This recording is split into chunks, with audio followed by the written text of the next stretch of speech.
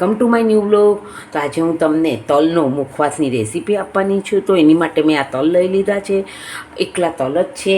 અને આ મેં પા વાટકા જેટલું પાણીને હળદર અને મીઠું નાખીને ગરમ કરી લીધા છે. હવે હું આખી રાત આને રાખી મેલીશ. આમાં એને મિક્સ કરી દઈશ હળદર અને મીઠાના પાણીને, અને આખી રાત રહેવા દઈશ.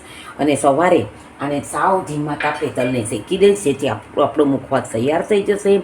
અને આને આખી રાત રાખવાથી આવી રીતે મિક્સ કરીને બહુ જ સરસ એનો સ્વાદ થાય છે, અને બહુ સરસ ક્રિસ્પી અને સરસ થાય છે. તો તમે આવી રીતે જરૂર ઘરે ટ્રાય કરજો.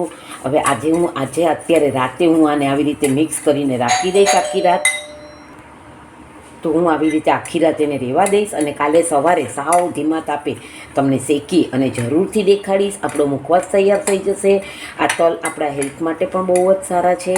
અને રાત આખી અમારા પાણીમાં રાખવાથી, એટલે હળદર અને મીઠાનું પાણી નાખીને રાખવાથી એનો સ્વાદ બહુ જ સરસ થાય છે, એટલે વધારે રિઝલ્ટ સારું મળે. તો આ એક કિચન ટિપ્સ છે. તો આપણે કાલે જરૂરથી હું તમને દેખાડીશ. શકો છો કે આપણો આ તલનો મુખવાસ બહુ સરસ તૈયાર થઈ ગયો છે. એકદમ જ કરકરો અને બહુ જ ફટાફટ થઈ જાય છે. અને એટલે તમે ઘરે જરૂરથી ટ્રાય કરજો. મારી નવી રેસીપી જોવા માટે મારી ચેનલને લાઇક કરજો, શેર કરજો, સબસ્ક્રાઈબ. તો તૈયાર છે આપણો આ મુખવાસ.